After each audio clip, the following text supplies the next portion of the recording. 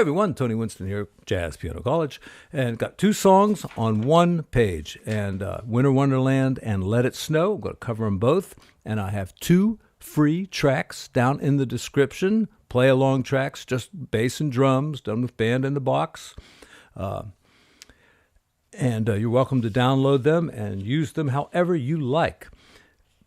First one, Winter Wonderland, and now the chords on these charts, this is from a pretty old fake book, so I have definitely jazzed them up quite a bit, and nothing original, no really original ideas here. This is the way we played these songs when I was in a band with a pretty good bass player who, knew some good changes to these songs, and that's what we did.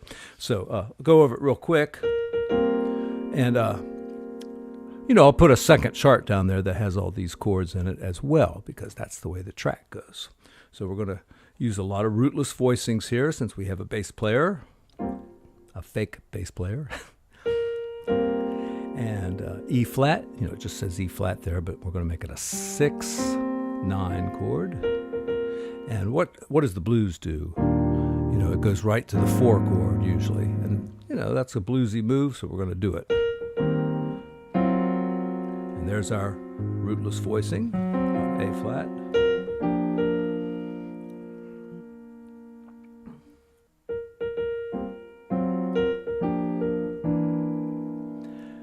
All right, there's now we got a 2-5-1 here.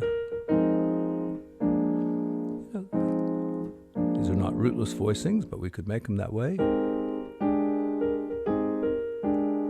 And the way I always used to play it was I'd start off with B flat here and go down to A flat and end up here on F7th. But the way I did it more recently was like this. That's an A minor 7 flat 5, or you could just make it A minor 7 and then just go around the cycle.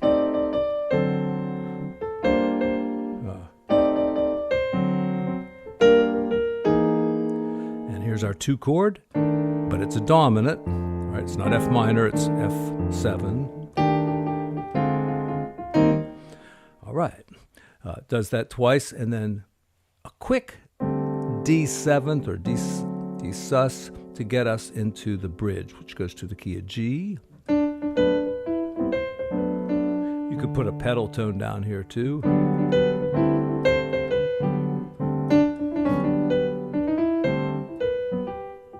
And just jump right up to B flat. You can keep that F on the bottom. It will sound good, even without a bass player. It'll sound pretty nice.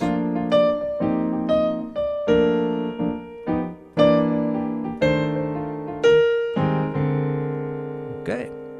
Then we do the A section again.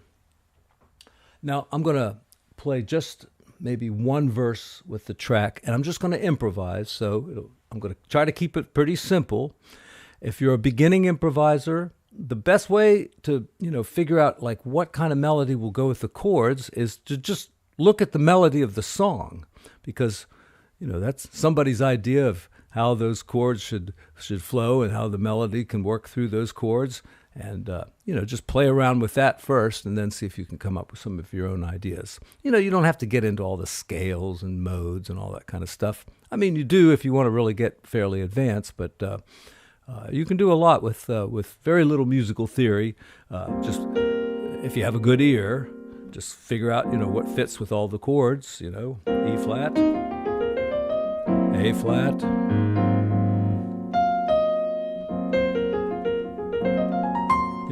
and it doesn't even have to be like a complete scale. It could be like a 5-note scale. It could be a blues scale. So I do have a little intro that goes E flat to E, and that's kind of like a E7. You can make it E flat 7 or E flat major.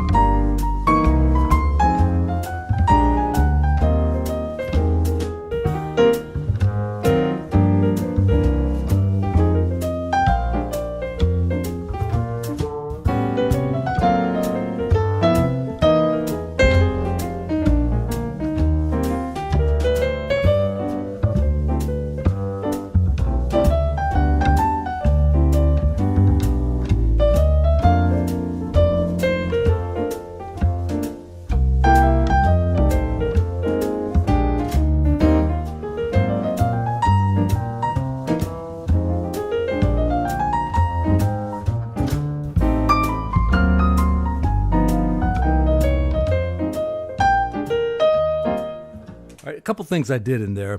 When I went to that A7 chord, I did a kind of a Bill Evans trick here. Just take a different kind of A chord. Took an A dominant chord and then just moved it down chromatically like that. So, it's feels outside of the song. It sounds a little weird, but it's pretty funky. And you could even just go.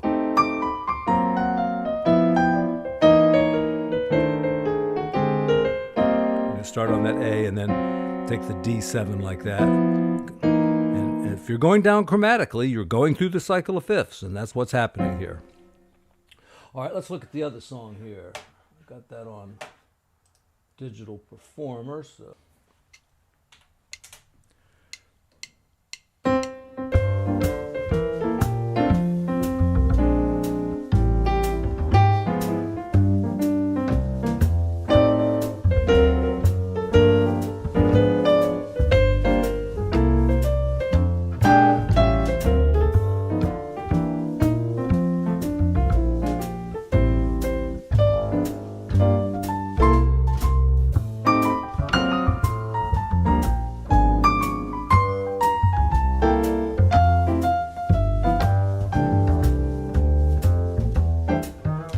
And then the bridge goes into the key of C.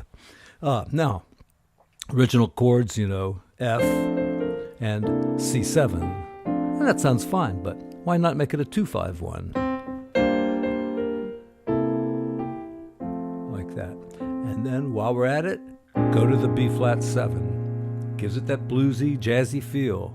Leads you right to the A minor, to the diminished. And then here, it's kind of like a G minor, but with the melody like that, it's really kind of a C chord. So maybe G in the bass. And here we've got, in the original chart, something like that. But we can make that into a 2-5-1 also. See, A minor 7 flat 5.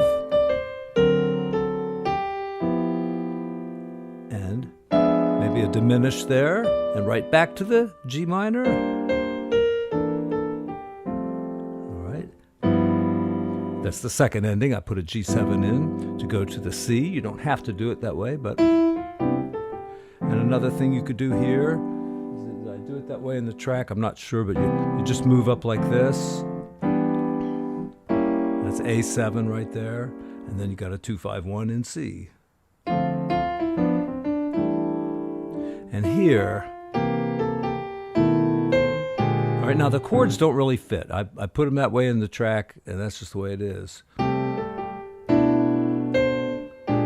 If you go C, maybe B minor 11th,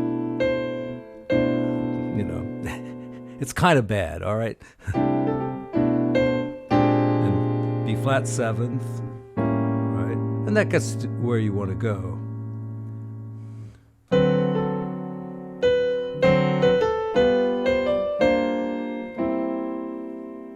Okay? So if you're improvising over that, those chords work better.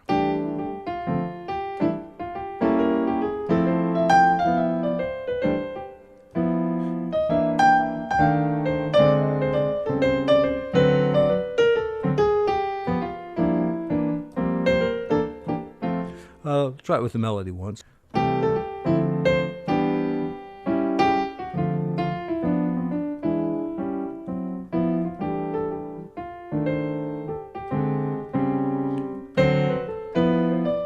So you have to kind of change the melody to make that work.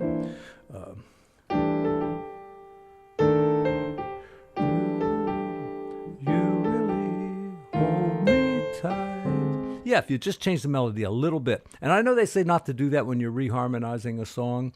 You should keep the melody intact. Screw that. Do what you want. Hey, it's a free country. All